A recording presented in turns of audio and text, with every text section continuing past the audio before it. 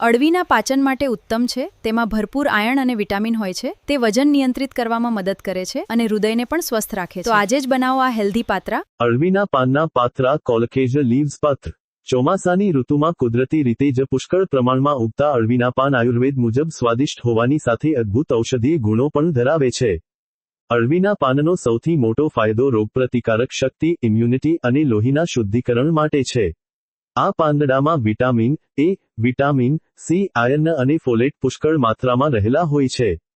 ચોમાસામાં જ્યારે શરીરને ચેપ સામે લડવા વધારાના પોષણની જરૂર હોય છે, ત્યારે આ પાન શરીરમાં હિમોગ્લોબિનનું સ્તર ઝડપથી વધારે છે, એનિમિયા, લોહીની ઉણપ દૂર કરે છે અને આંખોનું તેજ વધારે છે. પાચનતંત્ર ડાયજેસ્શનની દ્રષ્ટિએ પાત્રા બનાવવાની રીત તેને ખૂબ ગુણકારી બનાવે છે. પાન પર ચણાનો લોટ, બેસન, ગોળ, આંબલી અને અજમાનો લેપ લગાવીને તેને વરાળથી બાફવામાં આવે છે. વરાળથી બફાતા હોવાને કારણે તેમાં પોષક તત્વો અકબંધ રહે છે. તેમાં રહેલો અજમો અને હિંગ ચોમાસામાં વધતા વાયુ દોષનું શમન કરે છે, જેથી ગેસ કે આફરો થતો નથી. જ્યારે ગોળ અને આંબલી પાચક રસોને ઉત્તેજિત કરીને ખોરાકનું પાચન સરળ બનાવે છે.